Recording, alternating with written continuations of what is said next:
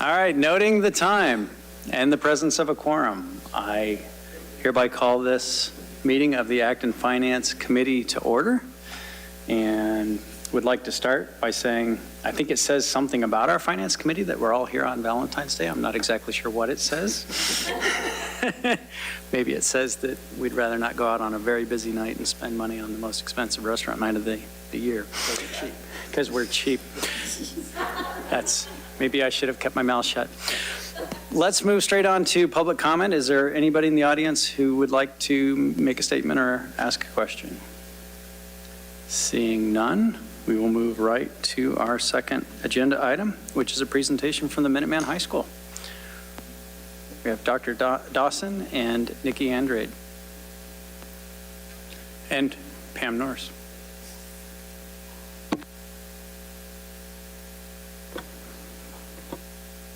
Welcome.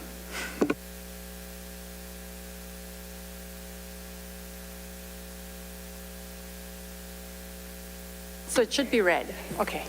Excellent. Okay. All right. Sorry, I shouldn't make my notes. All right. Okay. And my notes are right here. They're the right notes, right? Yep. Okay. All right. Good evening.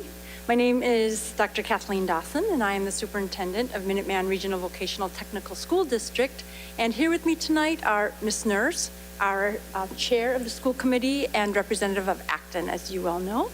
And to my right is Ms. Nikki Andrade, who is Minuteman's business manager. We are here tonight to present to you our fiscal year 2024 budget recommendation for Minuteman Regional. And at the end of the presentation, there will be an opportunity for any questions that you may have. Tonight, we present to you a budget focused on supporting our students and our staff. The budget supports our purpose of ensuring our students have highly qualified professionals and that our staff is equipped to provide relevant and rigorous learning opportunities with the most up-to-date technologies and curriculum. This budget supports the academic, social, emotional, and mental health needs of our students so they can develop into their best selves. Our budget reflects our values and our priorities, which are our students and our staff. Our budget, of course, is grounded in improving teaching and learning for all our students, and these are our school-wide goals for this year. To support us in accomplishing these goals, Minuteman's FY24 operating and capital budget request overall is up only 4.5% compared to our FY23 budget request.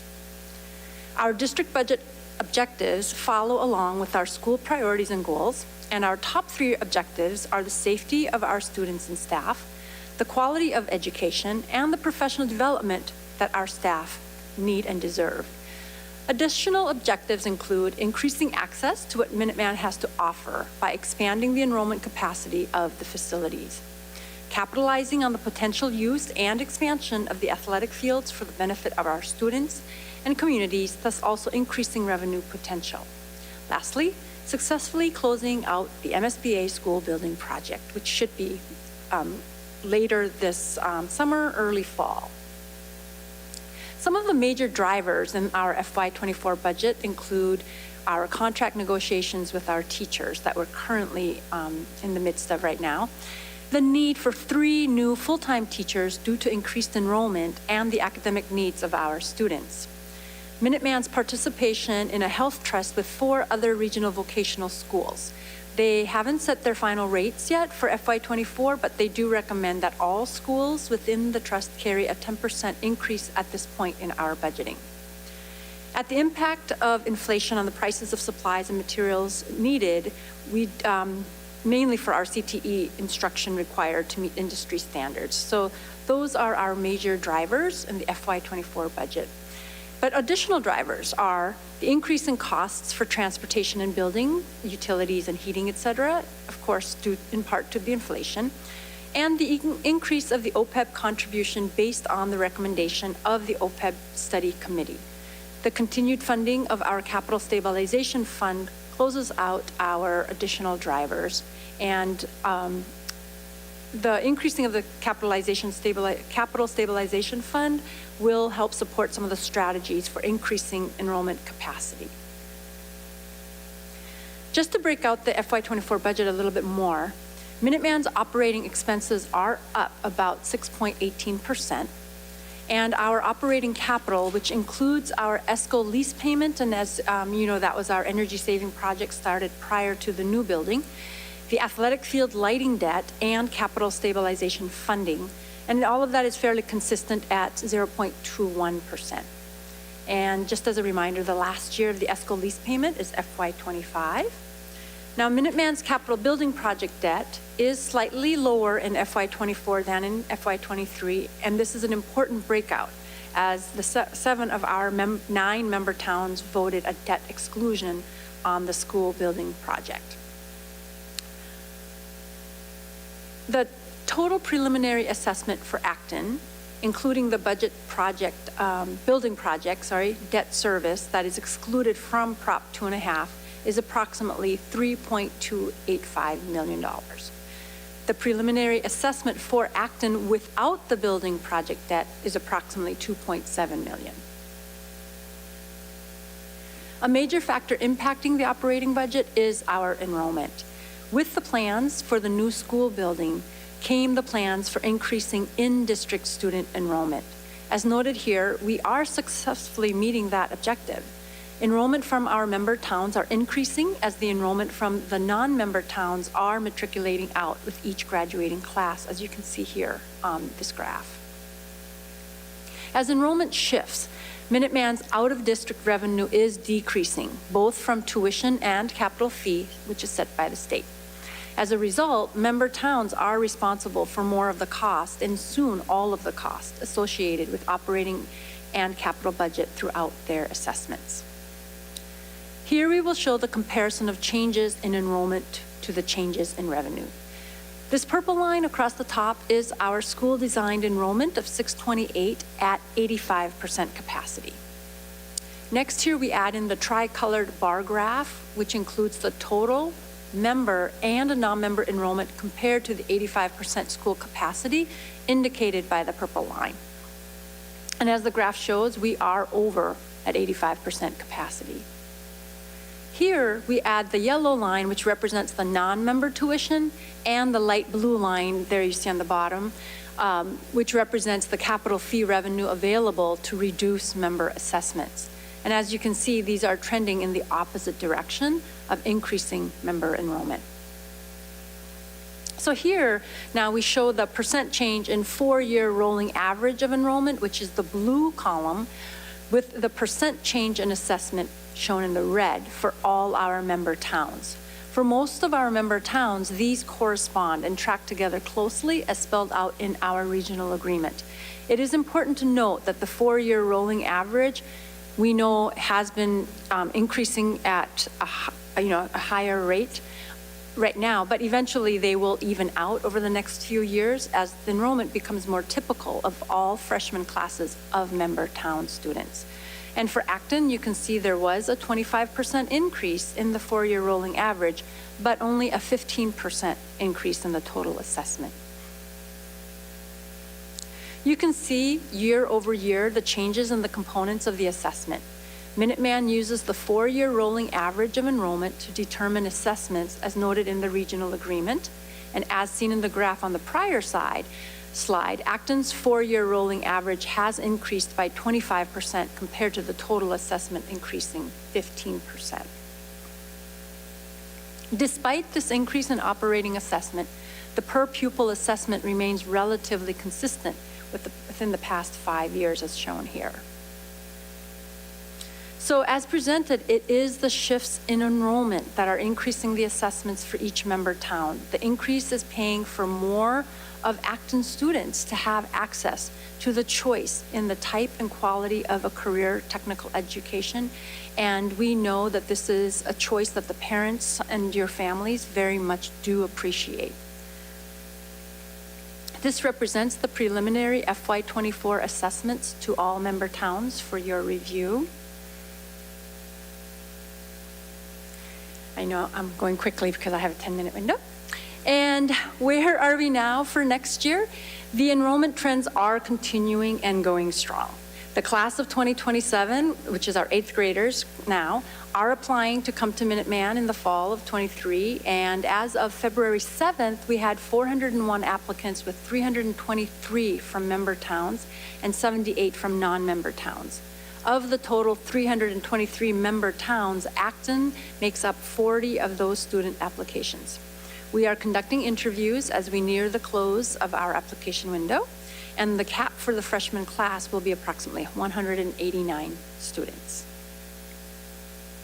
It's almost like getting into Harvard. The increase in enrollment is requiring 3 additional full-time teachers. Of course, there are additional positions we need, but understanding and being cautious of our budget and assessments impact on our member towns, Minuteman is not requesting funding for all the positions we do need in order to provide the standard of service that we would like to for our students and to also to meet our expectations. But there is still quite a bit of need here. However, we will have to figure out, as we do every single year, how we're going to cover these needs from within. And it does cause, additional strain on our existing staff because everyone is having to pick up more. Because, again, as you can see, all the positions that are still needed that we are not requesting funding for. We do not solely rely on our member towns to fund all of the district's needs, and we just wanted to show you that we work diligently to apply for, and we have been fortunate in receiving grant funding. And as you can see here, without these grants, it would have required the district to request from the member towns an additional $3 million for the FY23 budget. And in essence, the grant funding saved the member towns over 10% this current year. The district uses these grants for a number of supports to fund positions, curriculum, CTE programming, our student programs, the purchase of instructional equipment and summer programming, and that's just to name a few. Grant funding is starting to support our Minuteman Technical Institute, which is our post-secondary program, almost in its entirety, and it will not rely on member town funding to operate next year. Another way that we are able to reduce the FY24 budget request of only 4.5% was in part due to the $500,000 capital skills grant that we just recently received for the expansion of the animal science program. That was a huge help. As previously shared, our enrollment has exceeded the building's capacity. The plan is to meet this growth and look to expand as much as our facilities will allow without any additional debt. We'll be sharing here a couple of the strategies. Our first strategy is to continue contributing a portion of the budget to fund the capital stabilization account, and this will allow us to support the current and new projects. We have one capacity building project currently in progress, which is our North Metal Fab Shop that is making progress, which is good to hear. And another strategy that we have is to leverage strategic partnerships and grants to put dormant buildings to use, such as the East Campus building. To provide more context on strategy number 1, back in 2016, the school committee did establish a capital stabilization account to be prepared for capital needs that may come up. And the balance of just under $2.5 million is due to this strategic planning and funding. The school committee votes to approve how these funds will be applied. Within the FY24 budget, Minuteman is proposing continuous funding of $500,000 to this account. As the capital stabilization account is one of the major drivers of the FY24 budget, so is the school committee's responsibility for maintaining the funding for OPEB liability. This requires a long-term strategy recommended by the OPEB Advisory Subcommittee, and currently the fund balance is slightly over $500,000. We will need to drastically increase our yearly contribution if we are to meet the liability amount of over $20 million. Here is the long-term strategy. The increase in future years is reasonable due to the ESCO lease ending in FY 2025. The amount that is currently being allocated to the ESCO lease will be allocated toward the OPEB payment after the lease ends. This total is broken out between active retiree health insurance and the OPEB contribution. Minuteman is also following the recommendation of adding $10,000 per new FTE, and with the 3 new positions that we've been asking, that's the additional $30,000 that we are setting aside for that. So as we start to bring the budget presentation to a close, this is a summary of our operating and capital budget and the breakouts, with a total operating and capital budget request of increase of only 4.5%. The operating and capital budget is supported mainly by member town assessments, but the non-assessment revenue, which does not come from member towns, offsets a portion of the overall budget shown here. We are being conservative with our state aid estimates, and the main point to be made here is that Minuteman is losing almost $1.8 million, primarily from decreases in the out-of-district tuition and capital fee revenue discussed in earlier slides. This loss is being picked up by our member towns. And I know that this is something that everyone was aware of that would happen once we built the new building, and we would be increasing our member town enrollment. These are the components of the assessments that will be included in our budget book. And lastly, our overall budget request in comparison to FY23 is less than the prior year's requests in all categories. And so in closing, we return to our values, our students, and their learning from their staff. We recommend that FY24 budget that will support the needs of our students and their teachers. So we thank you very much for your support. And at this time, our business manager, Ms. Nikki Andrade, and our school committee chair, Ms. Nurse, are joining me to answer all the questions or no questions at all. So thank you very much. Thank you. Let me start down on this end, Mr. Billinghoff. Hi, thank you for the thorough presentation. It actually answered quite a few of the questions I had come with, so I appreciate that. I think you touched on the teacher contract negotiations are ongoing. Can you give us a sense that in the budget presented, what the increase in cost per employee or per teacher is expected to be in the FY24 budget? Is that something you can share? I would say at this time, no, because we have not concluded. We don't know where the contract negotiations will end, because ultimately that will have an impact on what that number will be, is my thinking. And maybe I'll ask it a different way, is of the operating budget that's growing by 6.2%, what percentage of that is compensation and benefits? Is it 70 or 80 or 50? I mean, just kind of generally, I'm not looking for precision. I know it's some of these questions are really tricky because again, anything that will give information that should not be given out at this time, and we try to also be very adhere closely to our agreement with the our Teachers Association of how we will keep things discreet until. Sure, fair enough. Thought I'd push it a little bit.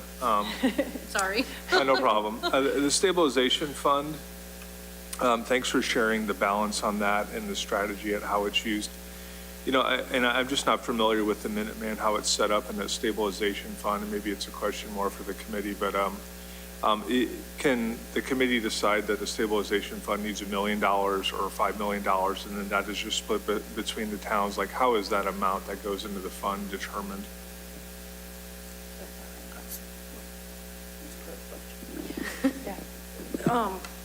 If I can just answer, it's part of the, it's part of what's in the budget, and the committee will recommend an amount to be included in the budget, and then it's voted on as part of the overall budget. But if like the school committee has like a big capital project or something like some of the projects you outlined, and let's just make up a number, but it costs $2 million, and they say, oh, well, let's put this in the budget, and we're going to fund it with $500,000 a year from the stabilization fund, so we need to raise that by 5. I guess, is there a cap on that number? Is the number, can it be like any amount of that goes into the stabilization fund? I'm really kind of just curious about the mechanics about that, because it does seem like just sort of a way for you to fund a lot of the needs of the school, but indirectly, you know, yeah. Yeah. So actually, we did talk to DESI last year, and you can't fund more than 5% of the prior year member assessment. So there is. Oh, I see. There is a Okay. cap on it. Oh, great. And I can certainly provide you additional information after the meeting if you'd like on any of the. No, that's helpful. Is it like 5% of the total budget, or like, was that the second part of what you said? Yeah, so member assessments. So Okay. it's, we have our All the operating pieces, budget, less sure. any of the state aid or the revolving fund Mm-hmm. revenue, so the out-of-district tuition or the capital fees. So just that, bottom number that's funded by the member towns, that number. So There's a cap, there essentially. is, yep. And it's based on the Okay. prior year, so we couldn't base on the FY24 budget, we based it on the FY24 budget. Okay, that's great. Yeah. And then, last one is, the one thing the town's been doing, and it looks like you're doing as well, is getting, more of the grants, grant awards and that sort of stuff, which is wonderful. I'm just curious how recurring that amount of money is. Like, is it something you've kind of gotten approximately that through various grants over the last couple of years? Is it something that is really choppy, like one year is $2 million, next year is $200,000? I'll let Nikki add to that, but usually, I think, with the skills capital, the state set aside a certain number of dollars for that, and eventually that will run out unless our new governor, and legislation decides to, keep funding that. But anytime that there are grants, usually we don't solely rely on that, Sure. just because we don't know when it will end. Plus, we're not guaranteed that we'll ever get it. Right. Right? So that's why we're always looking for different funding sources, as much as grants. But I think we're also trying to capitalize on our public and private partnership opportunities as well, as another source of being able to fund some of our projects without having to come to towns for additional funds. Did you want to talk about grants? Yeah, so prior to COVID, Minuteman was getting the same sort of grants continuously over and over. It was between $600,000 to $700,000 between different title grants, Perkins, IDEA grants, and those are pretty consistent funding. Once COVID hit, a lot of additional funding came out as far as the ESSER grants that were included last year. What we're seeing a lot more now is just grant opportunities. So I'd say that this year in particular, there was a lot of money allocated to the adult education and the Minuteman Technical Institute. So we did see a big spike and increase there, as well as the capital skills grants with all of the needs of our growing programs, especially our animal science. It's in our third year. We can apply for specific grants to help with those programs and really get them to a place where they're not impacting the budget so much, and some of the state aid can get them to a fully functioning program. Okay, so maybe pre-pandemic, 700,000. Yeah. A bit more during the pandemic, but coming out of the pandemic, there's more opportunities. So if we're just thinking about it, like 600 or 700 might be a low end of what you would get, but you've already passed the high end of what you would probably get on a recurring basis. Agreed. There's been a lot more social, emotional grant opportunities as well due to COVID. So I wouldn't expect it to be this high every year, as most of them are competitive. And it depends on the needs of other schools and our schools. But, we've certainly been blessed in receiving some great grant money that will benefit the students really well. No, that's great, and appreciate that, and and all of it. I thought it was a great presentation, so thank you for that. Thank you. Yes, welcome to Acton.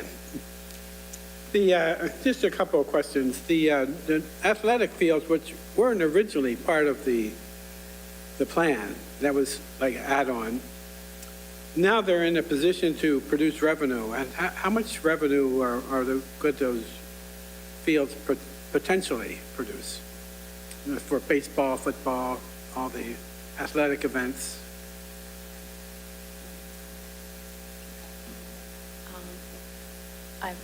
So this year so far, we have, just for the athletic fields, received, I'd say between $80,000 to $100,000 for the athletic fields.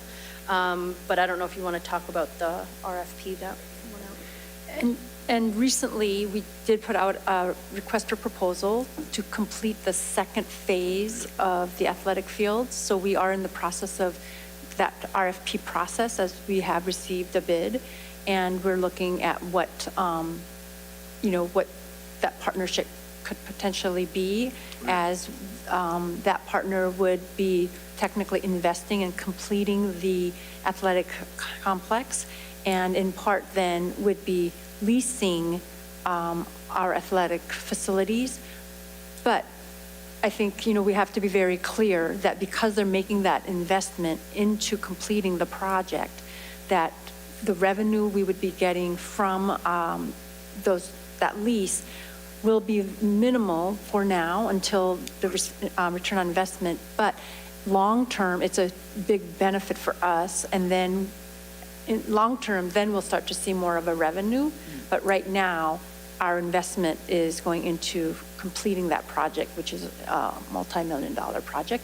Again, in this way, looking for these types of partnerships, we're able to do this without coming to towns to say, we need another $10 million, $15 million, $20 million, to finish projects. So I don't want to mislead people in thinking that, part of the deal was athletic fields, we're going to be getting these facility, rental. Yes, long-term, especially because we're trying to complete the second phase. So I just want to be very clear. But we will continue to report out on what we are getting, because we, are renting out, to different organizations. So we will always share that information in our reports. But again, we won't see the type of return I think that maybe we were thinking until after we pay off that part. Well, another question is on day one or before day one, there was a fear that, we would never have enough students to fill even the small size school. Now you're bursting at the seams. We're sort of victimized by our success. How are you handling or accommodating the kids? I know that just the technology of, like, they don't have lockers in the hallways anymore. They would have it in their workspaces, which makes sense. There's not like a space issue, probably because of like different shifts of students and classes, that they're not all there at the same time. It does help when our seniors are out on co-op. And then the second half of the junior year, when our juniors start to go out on co-op, and especially as we're working really hard to ensure that as many of our seniors do go out and get that co-op opportunity. But yes, space is an issue. I think sometimes what people don't understand is one size classroom does not fit for all. And especially for Minuteman, that supports a lot of students that require smaller settings and smaller groups. But the way that we've tried to manage that, navigate that, is the building was built for all of our shops to have related classroom spaces, and so we are sharing those spaces with our core content teachers more, I think, than originally planned. And then our CTE teachers, what they're doing is their related classroom, they have a schedule when they have access to it, so that if they're not in the shop and needing classroom, they know. So the teachers are being very mindful of the impact on each other and willing to share the space, but it is a concern. And I think this is why, too, as we explore the options of how are we increasing enrollment, we're being very mindful that we do not ever do so at the cost of any part of the integrity or the fidelity of our program and what's best for our kids. Good. One final question. What's the hot technology that the kids are chasing after today? What's the latest, hottest technology?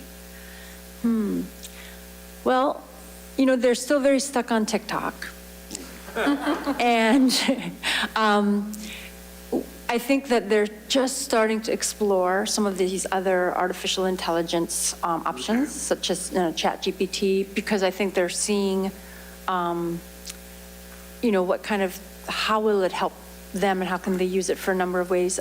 We as a school, I know that I was just talking with teachers, how they're starting to take a look at how do they continue to stay current with the times of the latest technology. What, one of the things that we're looking at is the mixed reality, augmented and virtual reality, and how can we incorporate that as a tool to enhance how we teach and what we teach, especially in the career tech ed. There are many, many opportunities. And so it's people have different understanding of like the metaverse and Web 3.0 and all of that. But, in order for us to stay current, that is another area that we're looking into. And I think some of that, the students don't understand quite how it becomes a teaching thing, but they do know it because they play video games with it, right? And they've seen movies, so they know what it is, but I don't think they've seen how it integrates with their teaching and learning yet. And that's what we would like to expand upon for them. Cool, thank you. Hi, thank you so much for coming. At what point do we think we're going to hit the point where the budget is covered fully by member towns? Yeah, so I would estimate probably FY '26 will run out of the offsetting out-of-district tuition as well as the capital fee. We have, 2 more years of some of our out-of-district students being, seniors and juniors. So, eventually they'll climb up. But if we see the same strong enrollment trends of all member town students coming in, then we unfortunately won't have that, offsetting non-member revenue.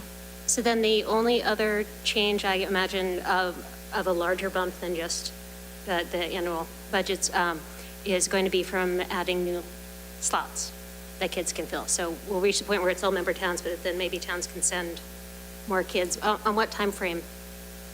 It sounds like you have some coming soon. Was that the North Welding Shop or some such? So the North Building? Yeah. So that, I want to say, it's about 8 students, a total of, per year, so total of 32 students that, that could expand that program. And when is that? We probably will be able to start adding additional numbers maybe in the fall. That's the plan. That's what we're trying to get the North Building done by. It may be a little bit longer because our students, once the exterior is complete, our students will be completing the interior. And you know that students take a little bit longer as we're learning. But, starting next year, we should be taking, I think when you think about our freshmen choosing their career choices about a year from now, we'd be able to increase the number of students going into that program. Mm-hmm. And then I think there was also talk of increasing the vet tech program, or am I thinking the wrong thing? I thought you had another program coming up that you were hoping to be able to grow. Yeah, so our animal science program is currently in its second year. So next year it will be their third, so that's how we're going to be increasing it. And then a year after that, of course, will be fully built out by adding the 4th year. And so that's why when you saw one of our teacher requests is our second animal science teacher that will be needed because we're now adding another grade level as the new 9th graders come up and our 10th graders move up. So 2 more years. Next year and the year after that, our animal science program should be then full 4-year program. Thank you. Yep. Thank you for a very nice presentation. Had a couple of questions. So following on Dave's question, I appreciate that you can't comment on the ongoing negotiations, but I was wondering if you can give me a sense of this past year, what the relative contribution of compensation was to the budget. I just don't recall it off the top of my head. Yeah, it was a 2% plus steps and levels. Was budgeted in the FY23 budget, and that was the last year of the contract. If I'm understanding your question. I mean, what percentage of the operating budget was compensation?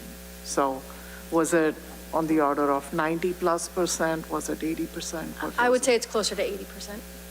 I could definitely get a solid number and email that to the committee after the meeting. Okay, thank you.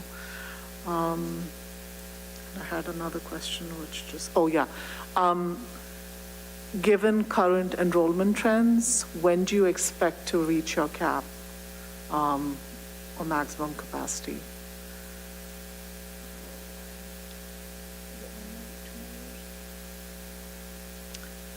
So 189 times 2, no, 4. Yeah, 2 more years, yeah. So we should be at 2 more years. Okay. Yeah. So And- that's also right around the time that all of the budget would then be covered by member towns, correct? It should be about then, yes. And then your increase in student enrollment should have also kind of leveled out by then. Thank you. Mr. Dean? Sure. Thank you. How much is your total E&D at this point? It was just certified at 1.3 million. 1.3, and you're using 650? And can you give me a sense of the Acton enrollment by class? Like how many seniors, how many juniors, how many sophomores? I could certainly get that information. I know we have it. Okay, well, work on that, and I'll ask you another question. Perfect. Your OPEB contribution is 110, maybe going to 130 this year? Yeah, I actually think it's up to 230. 230. It's $110,000 increase. Last year was Okay. 120,000. Our total contribution, though, our active retiree health insurance is around 600,000. So when you look at the Yeah. total within that bucket, we are actively funding that and paying that out, but that's the portion that would just be added to our OPEB fund. And I think I understood that your net OPEB liability is around $20 million. It is, yeah. And how much of a fund do you have against the 20 million?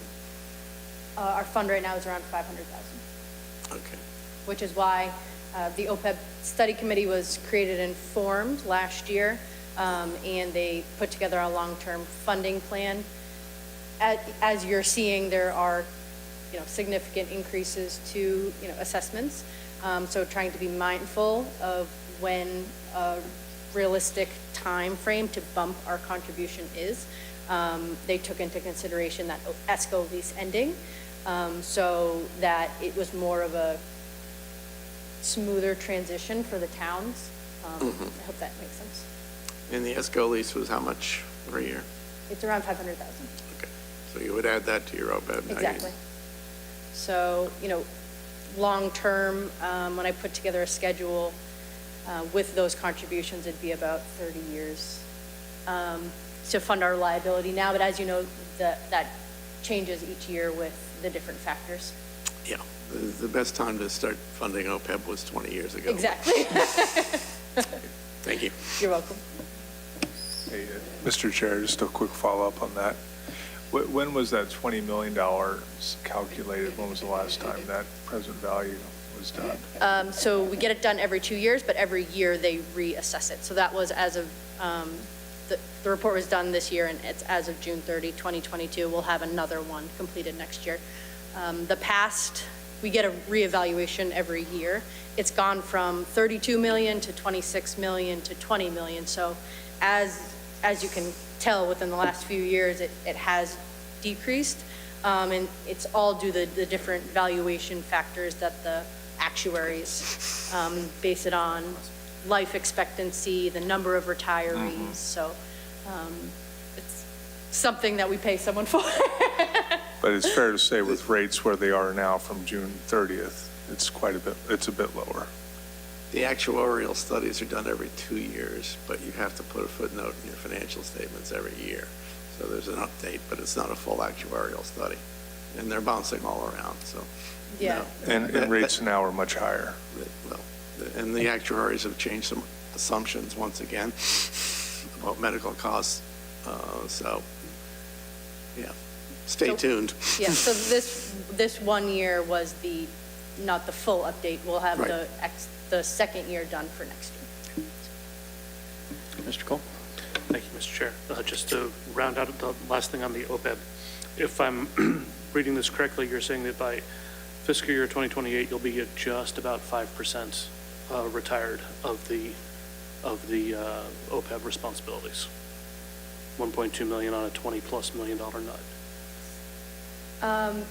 Yeah, so each, keeping in mind that funding schedule, about 600,000 each year is actually funding our active retirees.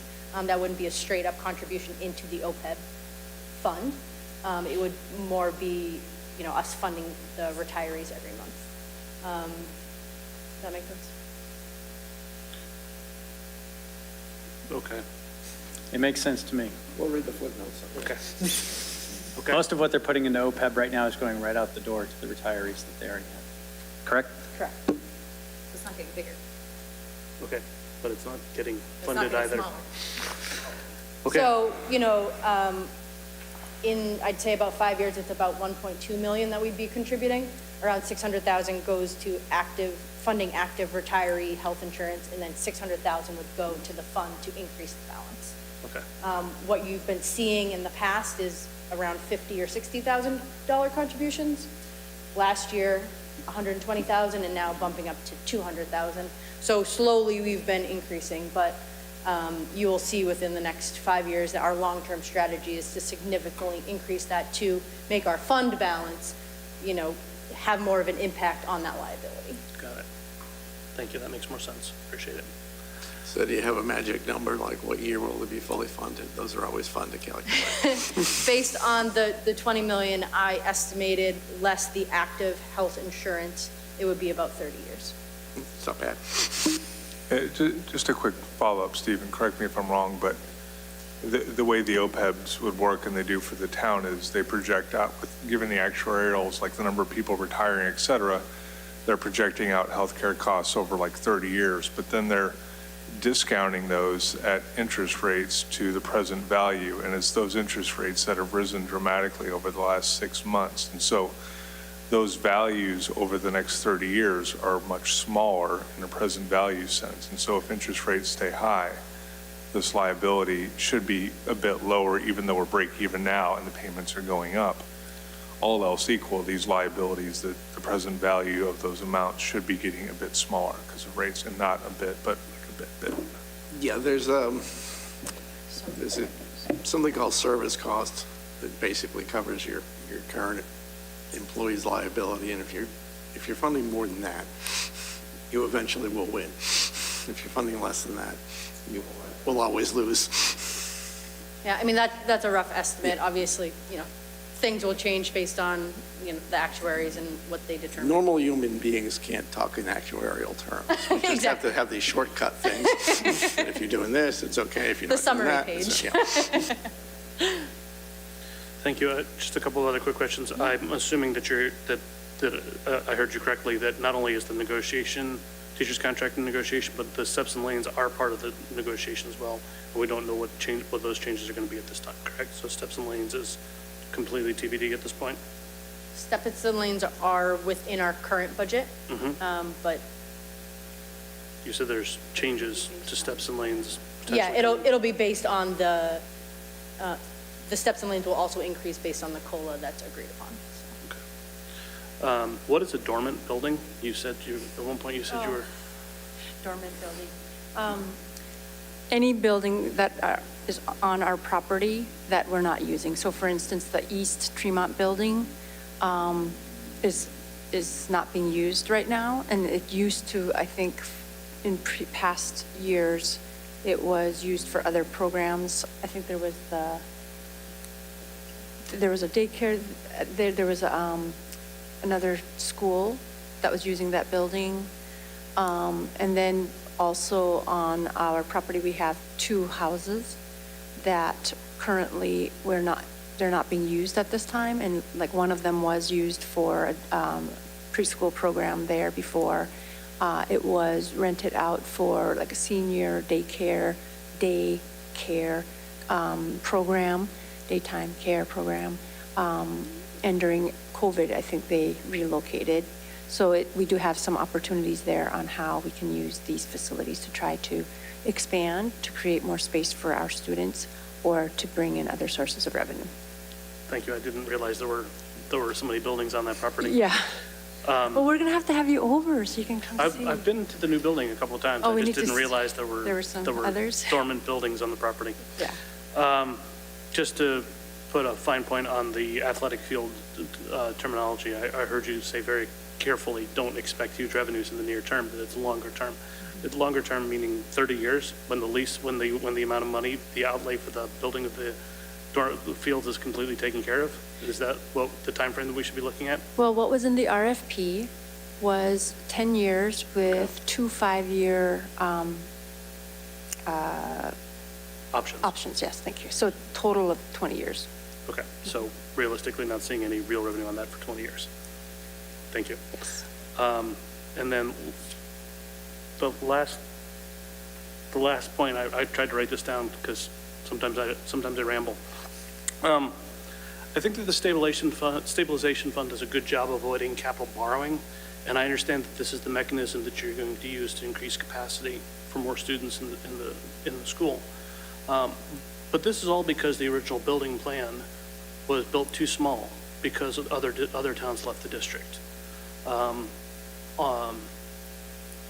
of the money that you put in the stabilization fund goes back to the towns in the form of the assessment. So functionally, what should have been A, subsidized by the MSBA, isn't. And B, funding for the stabilization fund, which is functionally a capital project, is going to end up hitting the member town's Prop 2.5 limit. So I don't love that. I don't love that at all.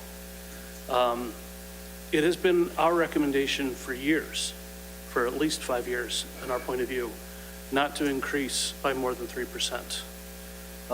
I accept that the major driver in the Acton assessment is based on the changes in enrollment, but you're still growing faster than 3%. You're growing at 4.5 plus because you're adding more into stabilization, because you're still trying to build something because it wasn't built the right size to begin with. So my comment is, please slow down. There is not an endless pool of money to pay for this educational option.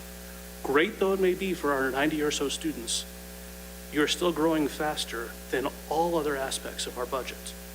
And it's been our recommendation to be at 3%, and you're running right past it. And it's getting compounded in Acton by the enrollment. So please slow down. I'm sorry the building was built too small. It's not on the backs to right size it at this point. Mistakes were made. Don't compound it now and try and fix that through assessment, what should have been done as part of the capital program. Please slow down. Hi. Thank you for coming here tonight. So beyond, you talked a lot about expansion, and I've been hearing about trying to expand student enrollment for the last couple of years. So the animal sciences program is already underway. The ball is rolling. Obviously, that's not something that is going to stop at this point. You're talking about expanding the machine shop, which would net roughly 32 more students. What other ways are you, at this point, looking to expand access to enrollment? And I just want to be very clear that, Mr. Cole, we understand what you are saying, and, you know, the Capital Stabilization Fund is not our first go-to when we're thinking about expansion. We are looking at other public-private partnerships and in other ways that we can raise private funds to support real, like, high-level costs for expansion. So for instance, like the East Tremont building, you know, trying to figure out what's the best way to use that. We're not looking to, say, turn to just the Capital Stabilization Fund as the answer. But in expanding, what we're talking about is we're not trying to become this behemoth, okay? So, but trying to maximize what we do have, and I'm going to stay with the East Tremont building. What we were looking there is, because we do need additional space. For instance, the animal science program, there's not enough space in the building that it's in. So our original plan was that we would expand through a public-private partnership and them funding the build-out of the East Tremont building to be able to move the animal science program there. Unfortunately, that potential partnership did not go through, and so now we have to find a temporary solution until we have a long-term solution. So the East Tremont building, when we're looking at it the way we're looking at it, could potentially provide 4 additional classrooms that would allow us to grow to about 800 students. Right now, that is about the cap, right, of how big we would be getting. And then just creating more space to allow for our existing programs and our existing students. That's the number that we've been talking with the full school committee, because we could have a rationale for how, how big we could get. But most importantly, when we looked at that number, the first thing we did was, what's the number of students that we could allow in, but still allow our students to get their top 3 choices when they're selecting their majors, right? Because if our students coming to our school can't get into a program of their interest, then they're going to stop coming. So we will not dilute what we're offering and, that level of programming and choice that our students get. And when we looked at our numbers, we said that we could grow as much as 800 to allow that for students to be able to get their top, one of their top 3 choices. And then physically, looking at the East Tremont, that we could add 4 additional classrooms. We could potentially still map that out to moving animal science there. So these are all possibilities that we are in discussion, but very, very committed to not coming to our member towns for that funding to do so. We're looking at other ways to do that. And, I think of capital stabilization fund for things that come up that we weren't expecting. Not so much as that is the answer for our expansion. I'm not even looking at it that way. But we do know that there are things that come up. So, for instance, I heard of, a pump that we're going to need, that is a costly project. But that's just because of maintaining our systems and infrastructure and all of that. That's kind of where I think of more of having that capital stabilization fund for emergencies and things that come up, but not our solution to the expansion, at least not at this point. We're looking at other ways. Okay. Well, as a committee, we generally appreciate using capital stabilization funds in that way for unexpected emergencies and not planned use capital expenditures. To that end, you weren't the superintendent when the decision was made to expand a service that you didn't already have, animal sciences, in a building that couldn't support it. And while they did look for funding outside that fell through, and now we're stuck with not having room and having expanded. And, when we talk about trying to reach a goal of 800 students, that's going to cost us money.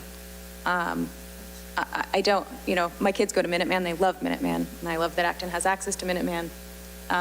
But, we are looking at super tight budgets. We're not the only towns looking at super tight budgets. And I don't see a positive upside to pushing for that maximum expansion anytime in the next few years. I would love to see you pump the brakes hard on any of those efforts. And I'm always nicer than you. And I'm curious if, there's anything in our agreement with Minuteman that allows us to put a cap on how many students we send your way.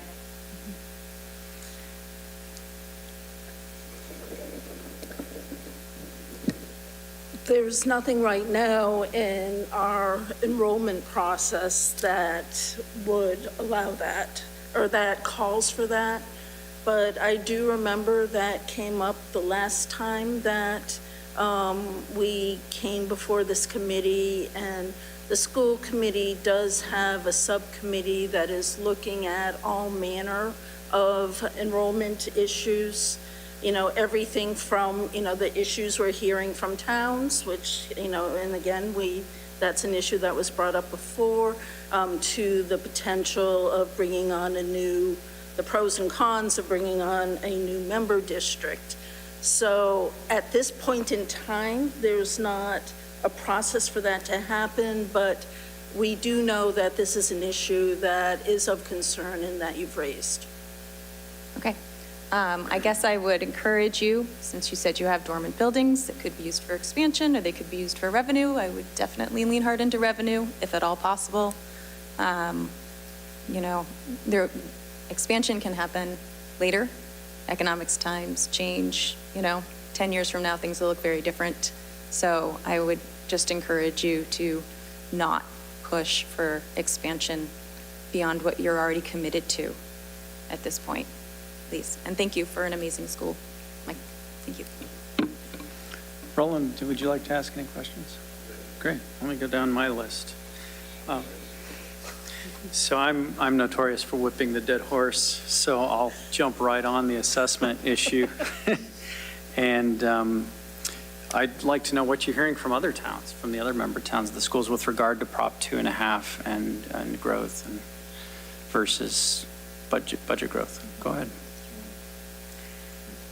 In all transparency, all towns are struggling, right? And I think when we look at the state of our economy, where we are, and the uncertainties of inflation, and it's not uncommon to hear the concerns from our other member towns.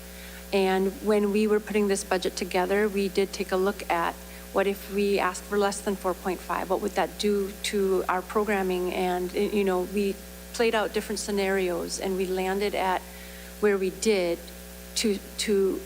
Because anything lower than that, we would be jeopardizing the integrity of our programming for our students, and that's where we did the cutoff. And as you saw, there were a lot more asks from our staff saying we need this position, and we do need them, right? But we also knew we couldn't go to our towns to ask for all that, and so we are saying what do we absolutely need, and then outside of that, we're going to have to find other ways to meet those needs. But remember, all of our towns are feeling it, and we respect that, and we're trying to be very mindful.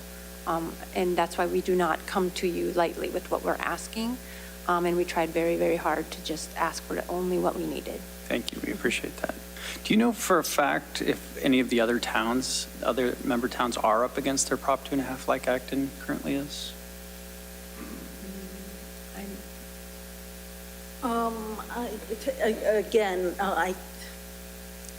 I am speculating just from my conversations I have. Stowe maybe.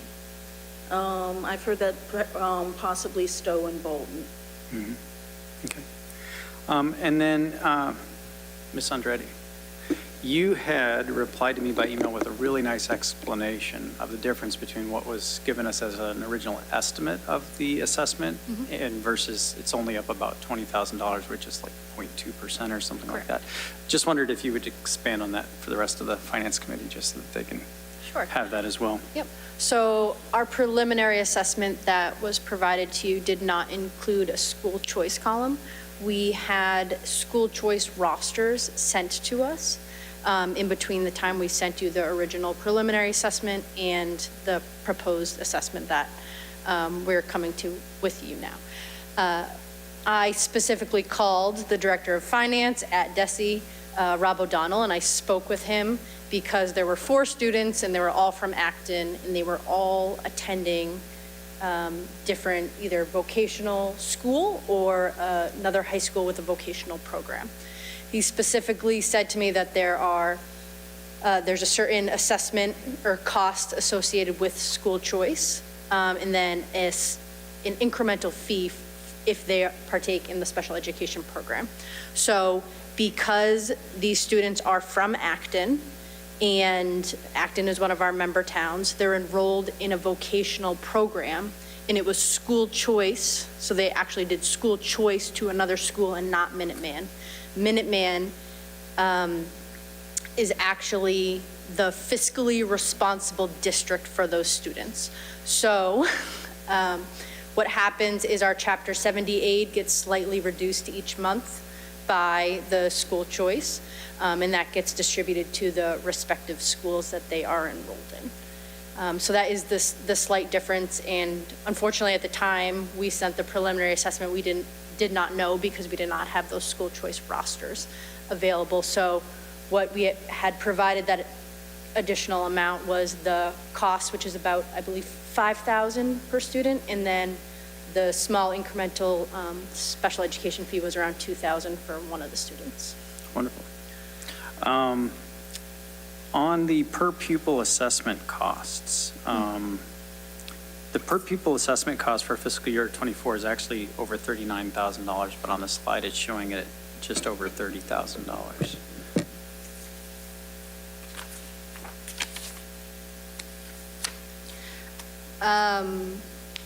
I will say that there is an asterisk, I would guess, when we calculate the per pupil cost, and let me get to that slide, we do it solely on the operating budget. So operating budget divided by the number of students.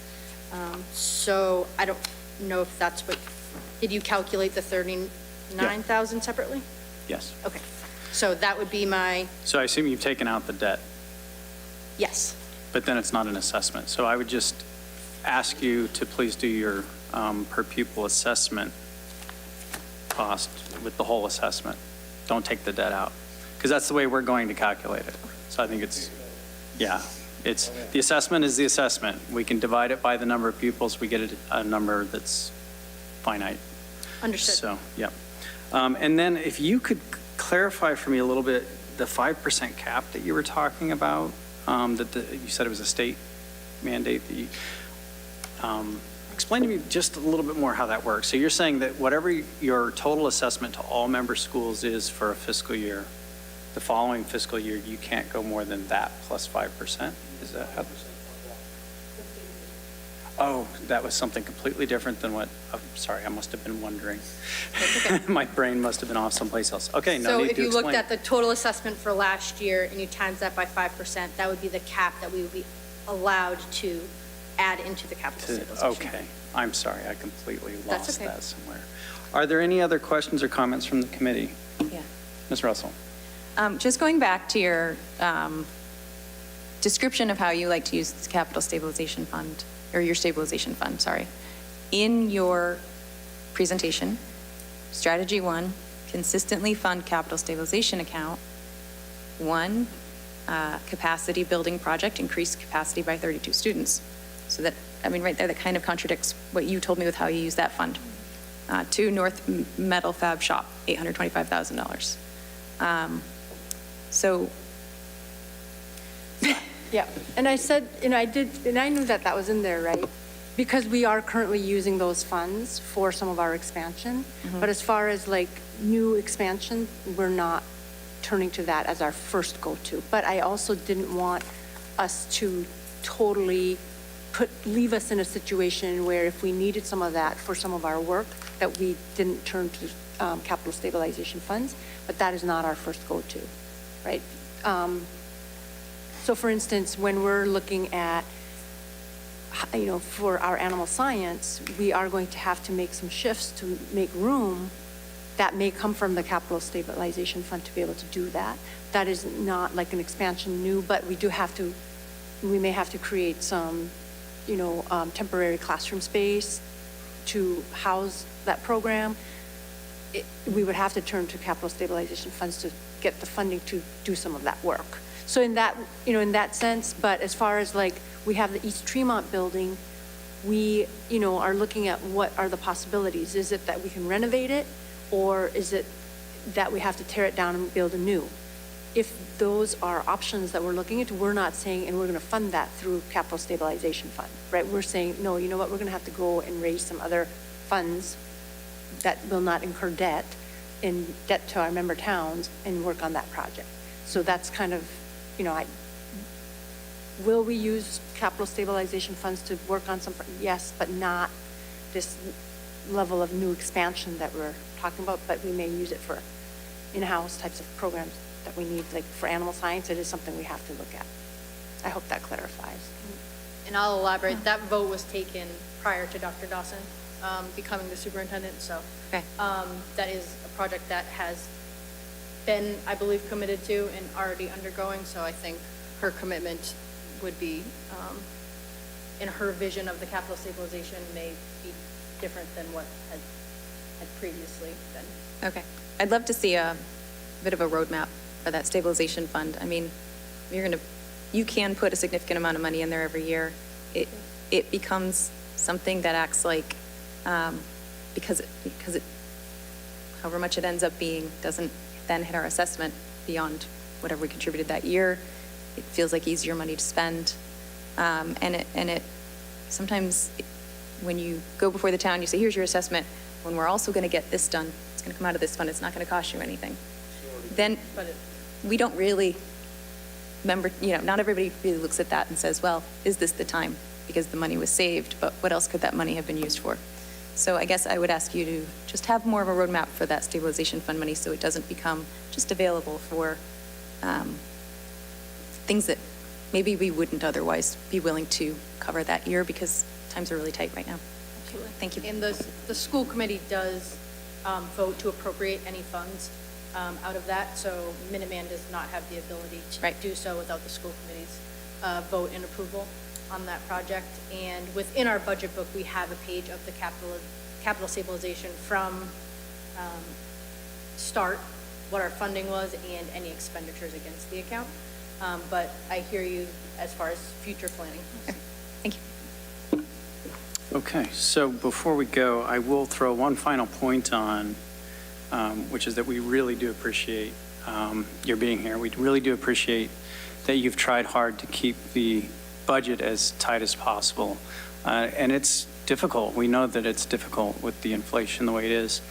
I suspect you're already aware of this, but I just want to throw it out to make sure that you do know that our current Acton Boxborough School District is budgeting 22 FTE cuts this year because of us being up against Prop 2.5. So I think that's why the Finance Committee looks at every budgetary entity with some pretty strong eyes. So, but I don't want to end it that way on Valentine's Day, and we absolutely appreciate your generosity and time being here, and we love your candor and absolutely love having you here. You can come anytime. Thank you. And Thank please you all so much.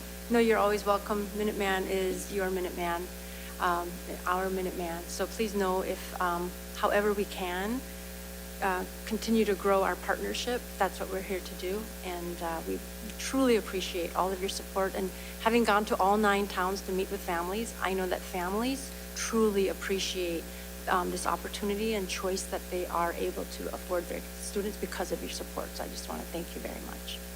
Thank you. Thank you. And just add to that, I also just want to say, we hear the messages that you are giving us. We understand that, and we're absolutely will take them into consideration and as we move forward. So I just wanted to be clear that we understand and hear those messages that you're sending us. Thank you so much, and happy Valentine's Day. Yes, thank you. I'm still shocked that you came. And I feel honored that you came. Thank you. Thank you. Okay, so we can move on to the fiscal year 24 town budget and the 26 liner. There have been no changes to the bottom line budget that was presented to us along with the select board, according to Mr. Mangiarotti, other than what he had put in the budget presentation that was part of the packet given to the select board meeting last Monday. So I suspect we can just go through the 26 liner. And even though I didn't ask in advance, Mr. Noon, would you like to lead us? Well, no, not really, but Screen if you want to do it. Thanks. Adam. it changed somewhat, a couple $300,000. The major things, the salaries are up 3.3%. And I did ask a question about stipends and longevity, and I forgot the answer already as to why they're up. But in general, it's in line with what we've been shown all along. And because of the $1.5 million drop in debt, it's actually showing a negative 0.9. If you exclude that, I think it's 2.9%, which is certainly within our recommended guidelines.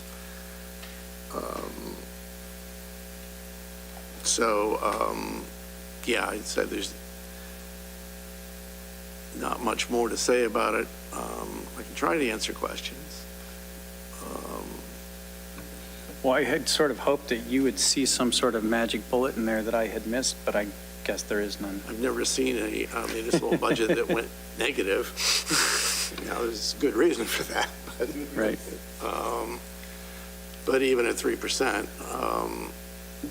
it's hard to knock much out of it.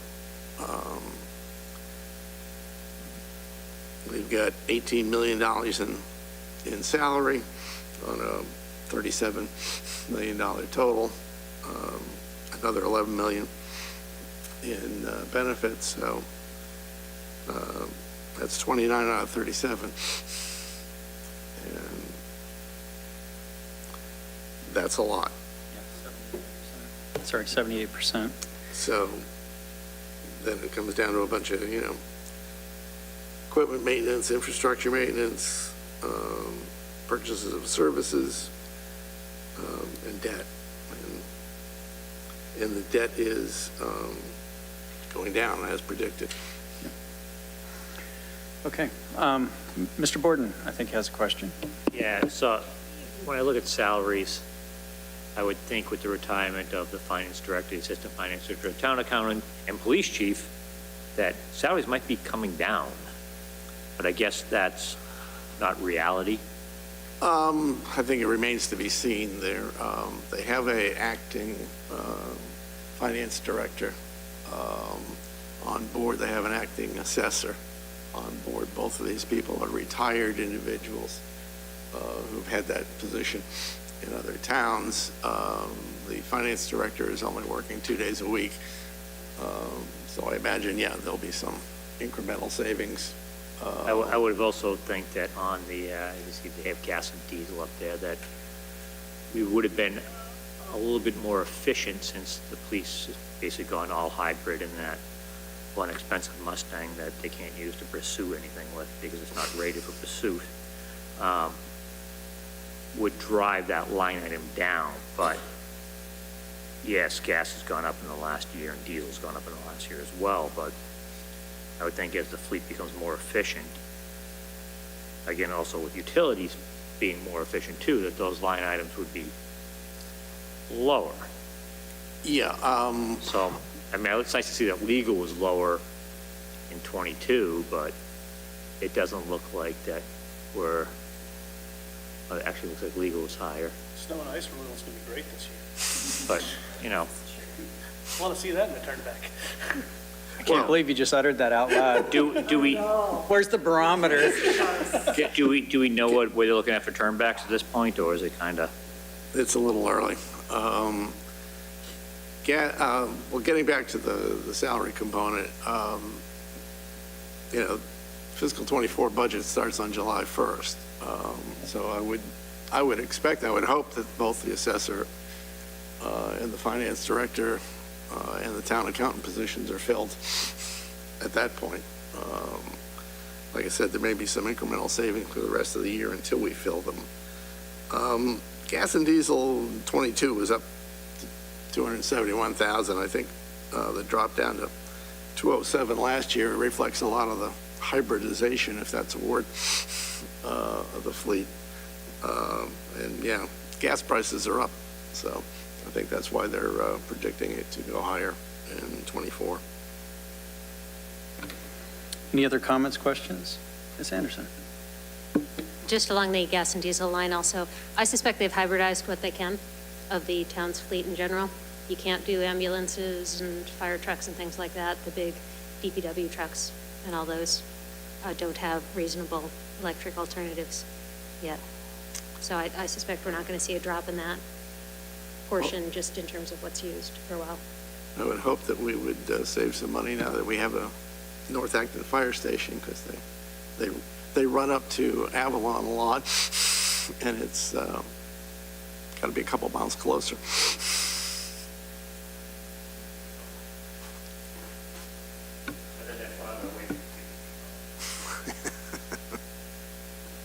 Sorry, I'm going to break the conversation for just a moment. Are you Mr. Moses?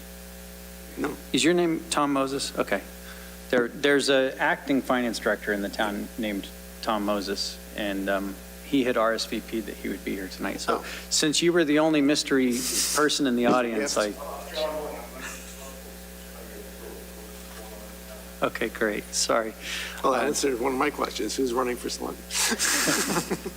We may ask you to get up and speak in a moment. Okay, so on the budget, any other comments, questions, Mr. Wellinghoff? Yeah, maybe one for Steve, just the health insurance, it dipped there in FY '22. And understanding these are just estimated payments. It looks like that 6.5% growth in FY '24 is up from that 10, 11% growth. Is that kind of how to think about that, is that there was a step down in healthcare utilization during the pandemic and the sort of that effect, and now it's stepping back up after FY '23 and FY '24? The utilization keeps going. Okay. We had health insurance. I'll give that report now.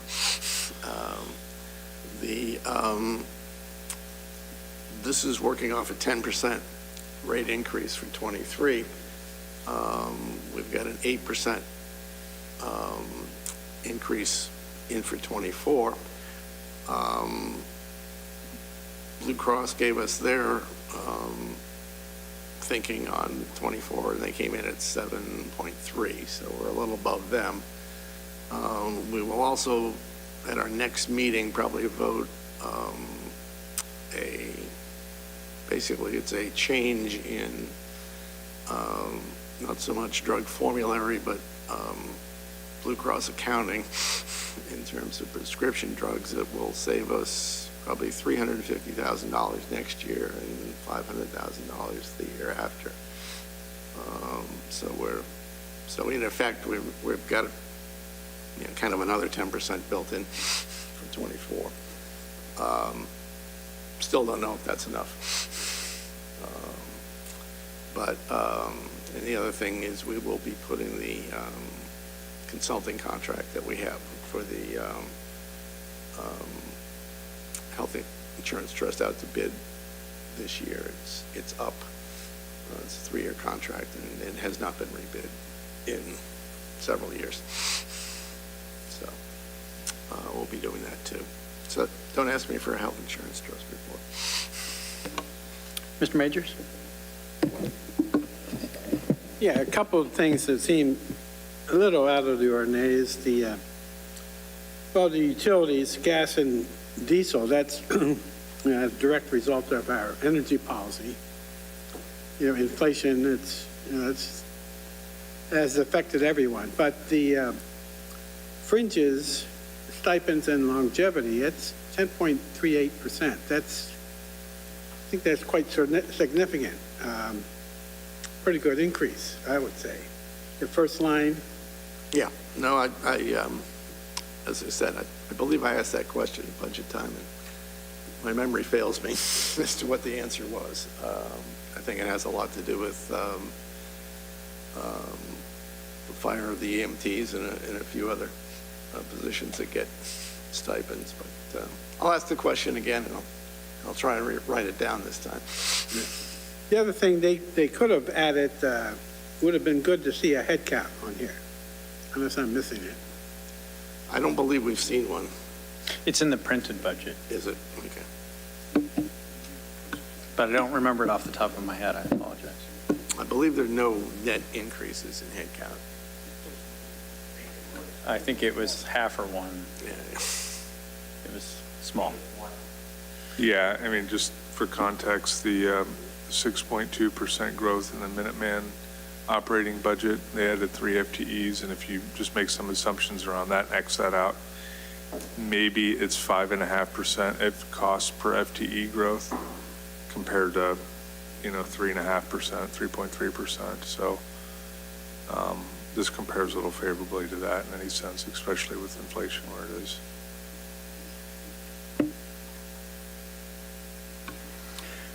When would we normally vote on the town budget? When we see it in a warrant. Great. All right. Any other comments, questions about the budget? Shall we move along? I will remind you, Mr. Chair, that we will have to hold a hearing. Next meeting, probably. A hearing for the town budget? This will be my first hearing. You've been through your own, so You hardly Okay. noticed. it didn't hurt at all. Wonderful. But it'll have to be on the agenda as a public hearing. We'll have to have a time, and you'll have to make a speech. Lovely. Just as long as somebody holds my hand and walks me through this, I'll be just fine. Okay, on to the warrant draft and warrant list. I did reach out to the select board and the planning board because the FinCom, the select board, and the planning board are the 3 bodies that have to vote on particular warrants for town meeting for approval. And I think it would be nice if on any of the warrants that require all 3 to vote, if we had a joint meeting and had all of those people come and present their warrants at that meeting. And any of the articles that need to be joint select board and FinCom approval, perhaps we could have a joint meeting with just the select board and the FinCom and see those warrants as well. Comments? I see one coming. Ms. Russell. I mean, I would just point out that none of them need all 3 of our approval. We don't come to consensus in order for those things to happen. Sorry. Our vote. They all need our vote. Some of them will need 3 votes. But everything on here needs, but, okay. Yep. Sure. Point of clarity, it's not really a vote, it's a recommendation. Sorry, thank to you. town meeting. So the warrant is, do we recommend or not recommend? Right. So I don't know if a joint meeting is really going to amount to much. So I think the purpose in having a joint meeting would be to save the people who are presenting the warrant 3 presentations, have them down to 1. That's the primary reason. What we noticed last year with regard to attending a planning board meeting to see how they were voting on particular, or how they were recommending or not recommending particular items, and also vice versa select board, what I think Christy and I noticed was that some of the information we were getting by listening to the questions that the other committees asked gave us a very different opinion about the warrant than we had come to on our own, right? Is that what you recall? Go ahead, Ms. Anderson.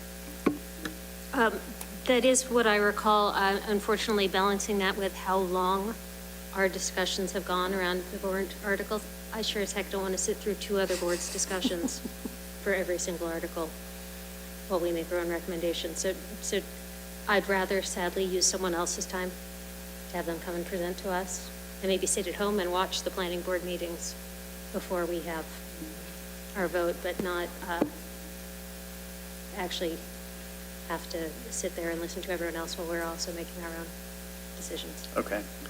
So we can go through this list and come up with any of the warrant articles that we think might be critical articles to have a tribal board or joint board meeting, or go through and say, yep, none of them. We'll just ask people to come in on their own. So I hear you loud and clear. Go ahead, Mr. Newman. Just before we went into order, the town manager did mention that there were about 7 initiative petitions that are not on this list. 9 was the number. And the due date is maybe tomorrow, more. so there could be more tomorrow. Get more in tomorrow. Citizen petitions.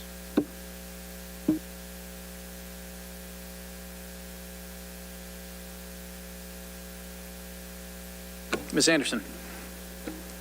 My recollection, which I'm hoping you can confirm, is that actually specifically the planning board, their points on some of the bylaws, et cetera, were what their discussions enlightened us a fair amount. So if we could find out when they were discussing certain of the items, we could at least have one of us watch it and report back, or attend and report back.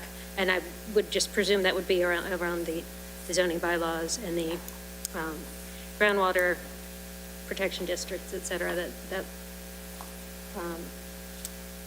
we would be educated by hearing those meetings before making decisions. So you're saying whoever gets that article assignment should either attend or at least watch? I'm saying that Adam watches the planning board meetings anyhow, and so he should just do all of those articles. Generally not, because it's often the same night as this meeting.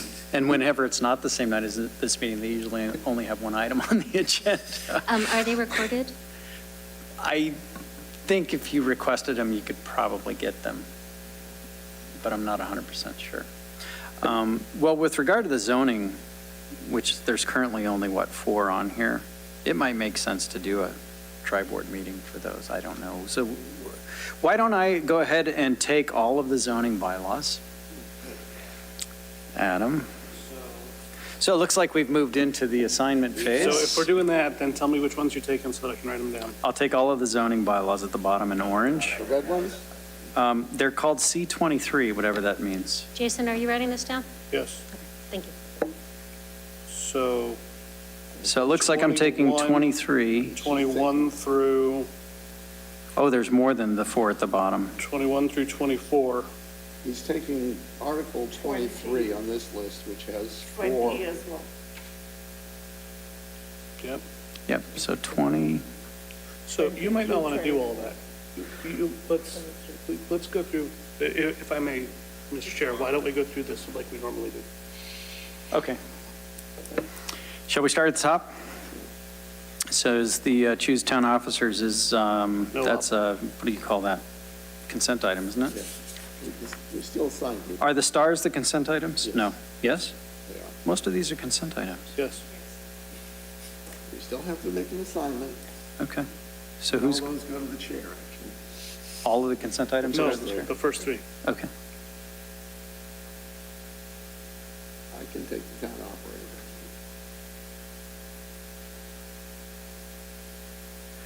Town capital public works, 2 items, 5 and 6.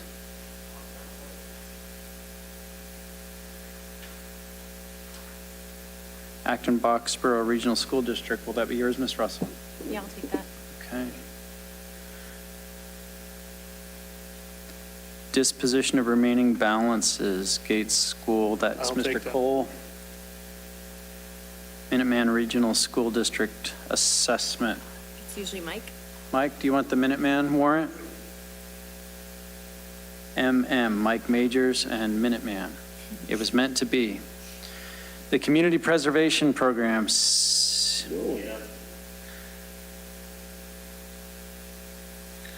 this Placeholder library. really is a placeholder. There is nothing in the warrant. Okay. Let's leave those unassigned for the time being, if that's okay.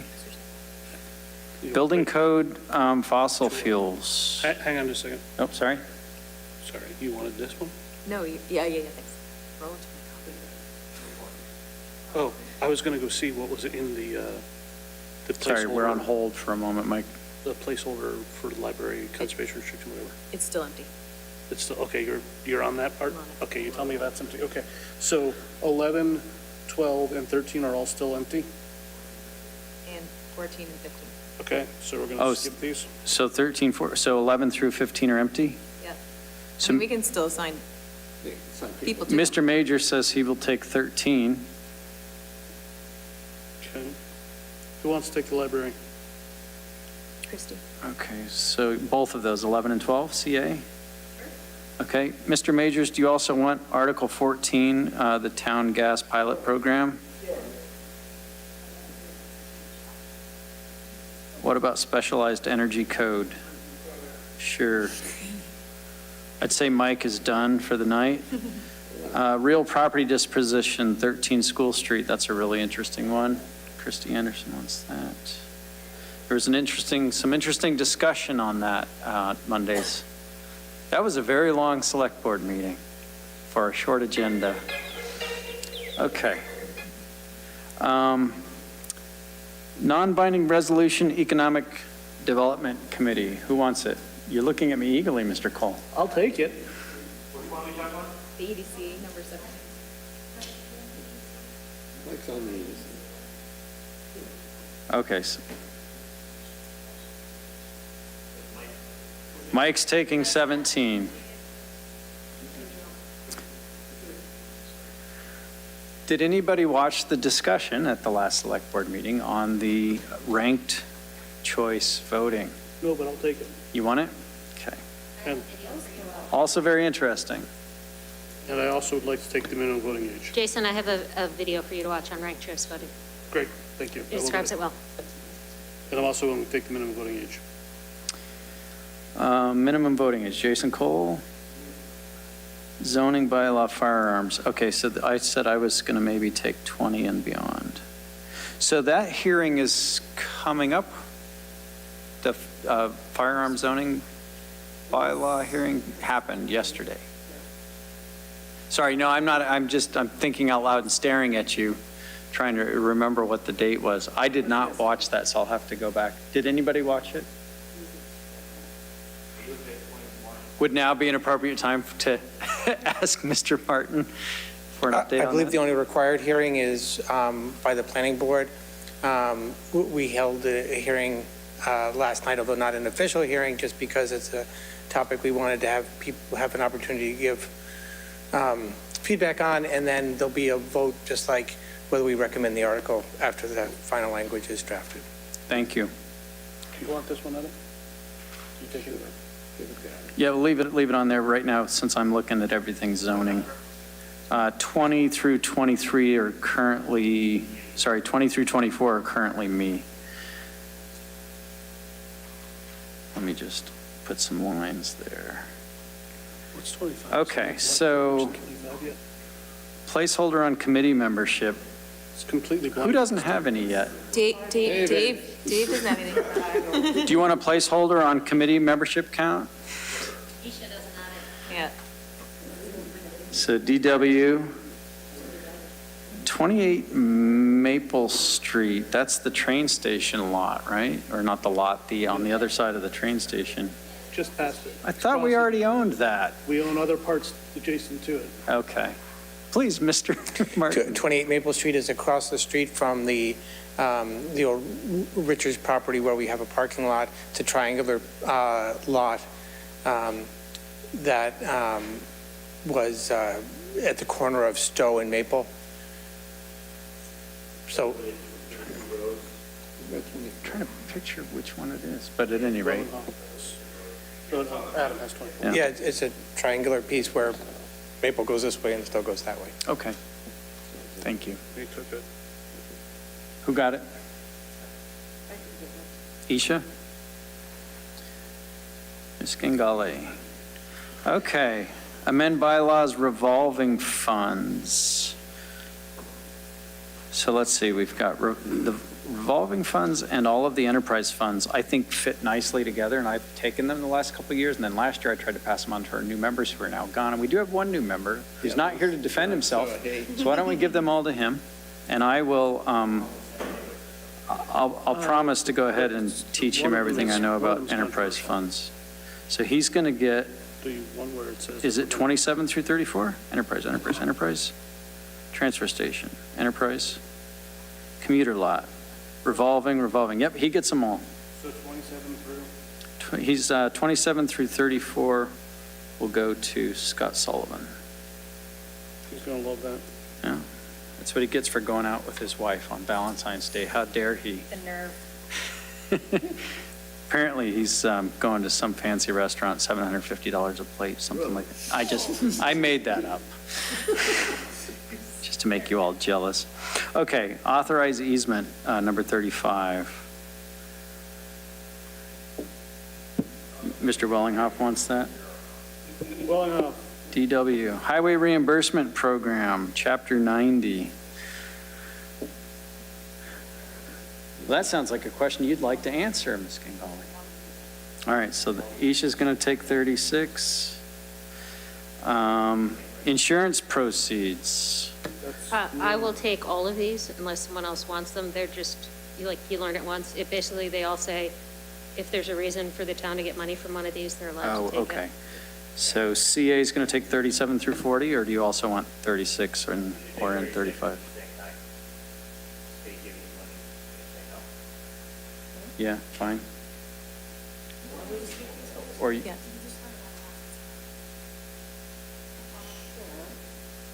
Christy promises she'll help you if you need help. So 36 through 40 go to Isha? Yep. Okay. So what I'll say to each of, one moment. Adam, I would say as you learn about, as you learn about add-on warrant articles, I mean, you can throw some my way. Right. Then, okay.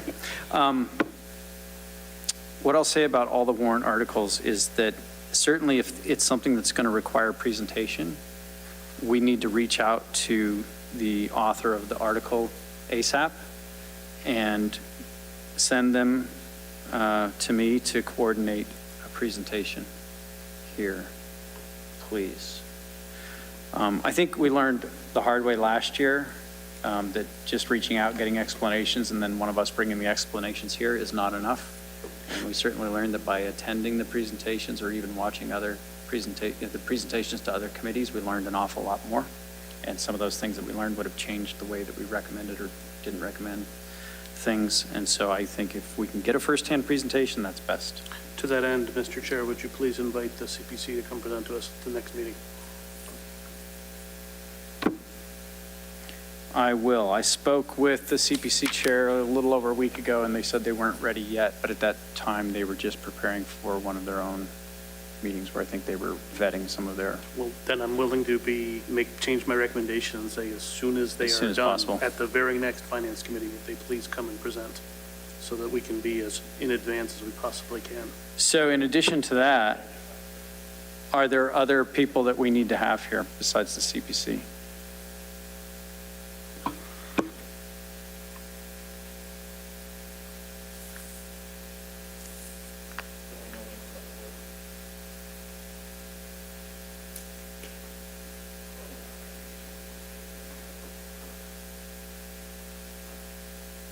Sorry. Don't we usually have like the select board or town manager come in and explain? Any of the town-backed? Yeah, they Yeah, so usually, yeah. So we know what they're asking or what the ask is. So I'll coordinate with Mr. Martin and Mr. Charter then about whether or not there are specific articles that they need to bring. In particular, I'm not super comfortable with Article number 6 to begin with, so I think definitely having a greater opportunity to vent my frustration would be appreciated. Well, there's this thing called public forum at the select board meeting. Okay? No, I will ask. I think with Articles 5 and 6 as well, you'd want to have the town manager, see if Corey York can come in and speak with us. So I've got a note here for select board, public works. Okay, any others? Hot buttons, hot topics? Usually the superintendent will come when they finalize their budget. That's right. EBRSD. Okay, and on the subject of warrants, is there anything else? Nothing else? So before we move along to liaison reports, The citizens petitions, we should get in as early as we can. For some reason, they often get pushed to the end, and they're never changed once they've been submitted. So we should do those early. and since they're due tomorrow, I expect we should be able to get them by the latest at the end of the week. And Mr. Chair, I would like to give you the full-throated support of the committee that if you wish to unilaterally assign the citizens petitions amongst the members of the committee, please do so. Wonderful. Will do. Does everybody else agree? But, Too bad. But I'll easily take 2 or 3 of them. I only have Okay. one, and I actually usually enjoy looking into those. Okay, great. Good. On warrants.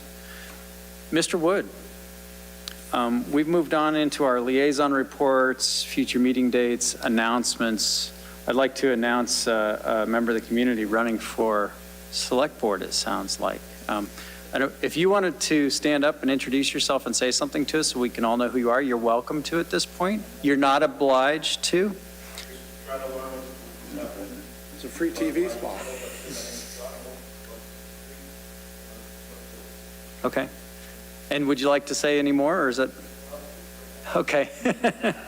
I didn't want to leave you unspoken if you wanted the chance, so, okay, wonderful. I had a question. Yes, ma'am. If I may. So we had a member of the community reach out to us expressing interest in the Finance Committee. Has anyone reached out to them? No, I will reply to them tomorrow. And yes, we could use another member.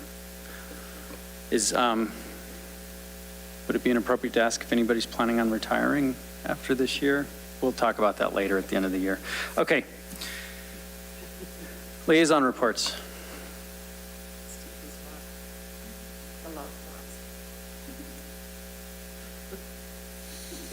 Okay. So then on the subject of future meeting dates, that'll be at the consent item at the end. I'm sorry, Mr. Chairman, I do have a Yes. liaison report. The capital improvement, the school capital improvement committee met earlier this week.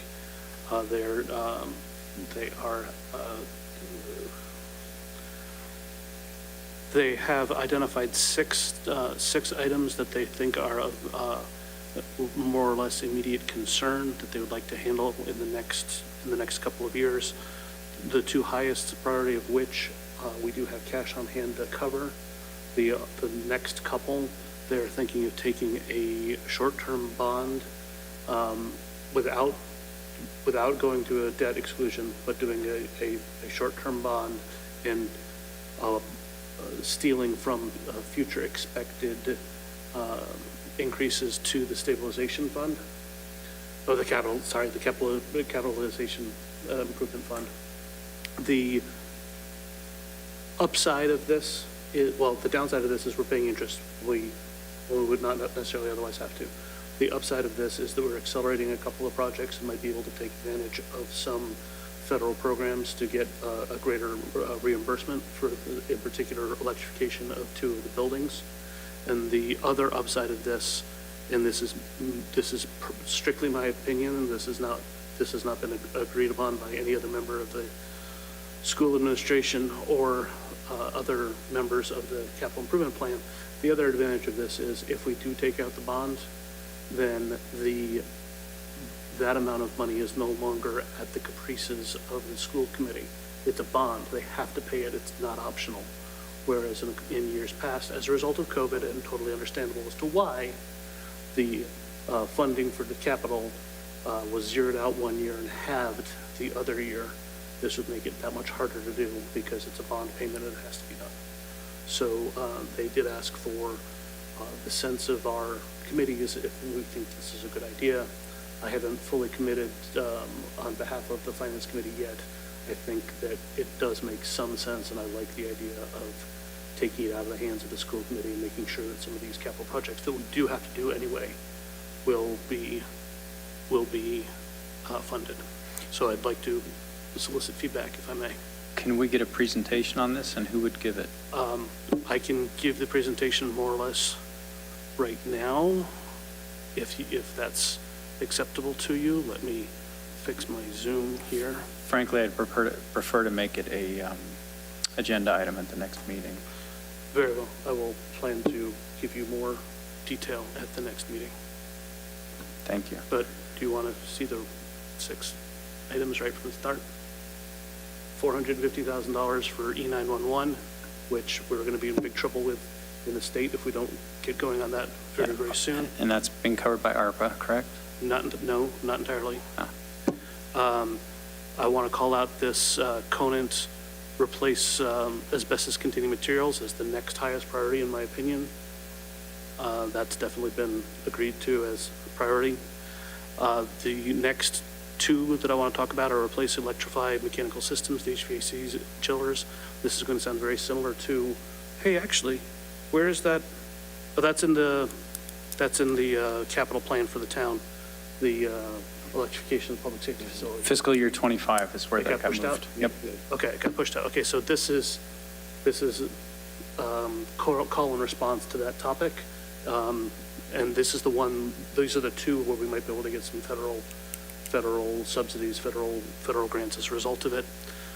Placing a portion of the roof from Blanchard is the next thing on the list. And then the last thing on the list is replacing the roof at the administration building. For the record, I have spoken against this, and I don't want to do this at all, but I suspect I'm going to lose in the SIP committee on this.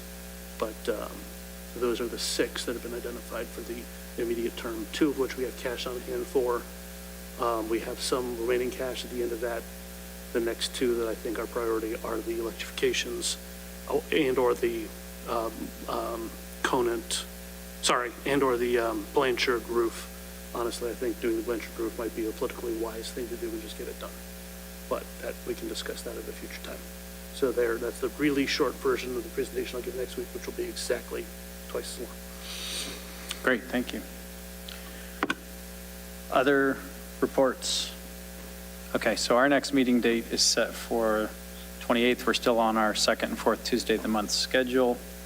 The next ALG meeting currently is set, yeah, it is the 28th. I was looking at March, and that also happens to be a Tuesday. The next ALG meeting is currently set for Wednesday, March 8th, with at least 50% likelihood of rain out. I thought we just, Now, they decided to leave it, but decided they probably wouldn't need it. And as you can tell from the notes that we've sent from the ALG meetings, we're very close to having it booked. We just need to see the final spreadsheet and make sure that everything is falling within the lines that we voted on back in June or July.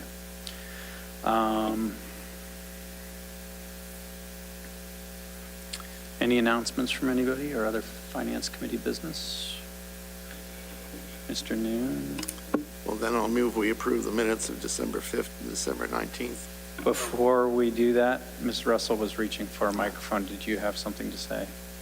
Well, I was going to ask if everybody's aware of the, Peter Light was briefly a finalist in the Newton district as superintendent, and then the day after that became public, withdrew.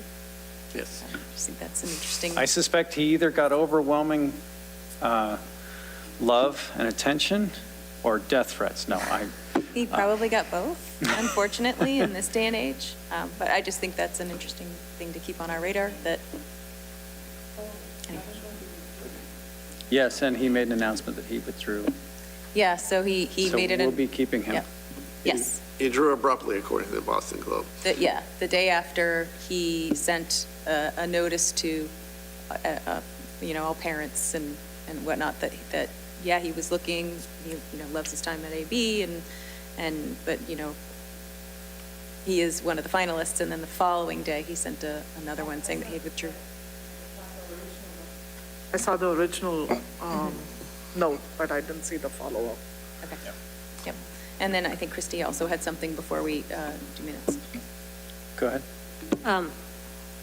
I would like to point out that while the school and town might come in at the numbers we want, there is a longer-term strategic value around the decisions they make to reach those numbers that don't necessarily mean that I would personally vote to recommend one of the budgets. I'm more comfortable with the town budget, having seen more of the details than the school budget. So I'm not 100% comfortable with you going into ALG and saying, we're going to deliver unanimous support before seeing what the presentation is on Thursday at the school committee meeting. No, we never said that. We haven't discussed the school budget particularly. To be more precise, what the chair meant to say is the current ALG plan is balanced. Very close. It's within $330,000. But they said they had the revenue to cover it, so we will, as he said, we'll wait to see the numbers in print.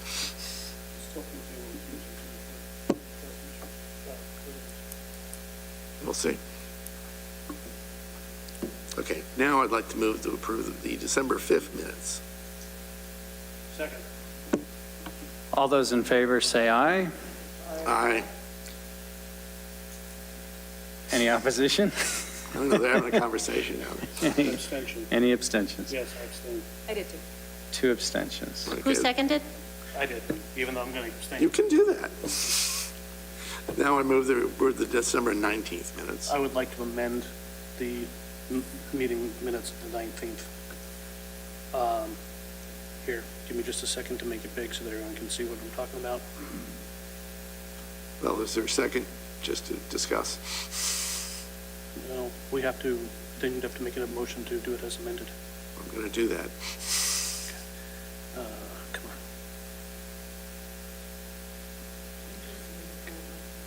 So, my comment about Mr. Cole from the Finance Committee questioned that he would like to see input from the town on spending 1.2 million on preliminary design before the town meeting. I believe my statement was that I felt that going to 60% design schematic at town meeting was premature at this time, and I would prefer to see town meeting be used to validate support for this project before committing to a 60% design. Can I make a comment or Yes. recommendation? I would say that if you feel strongly that these should be amended to be an accurate reflection of what you said, please go back and check the video and get it precise, and then send it to Christie. Does that sound acceptable? Okay. Just make sure it's exactly what you did say, Very good. and that way there's no question. So I ask that we hold off on voting on these minutes tonight. What's the second? Okay, so we'll hold off on voting the minutes of December 19th pending amendments from Mr. Cole. And I will accept one more motion from Ms. Gangali. I move to adjourn the meeting. All those in favor say aye. Aye. All those opposed say nay. Any abstentions? Good night, everybody.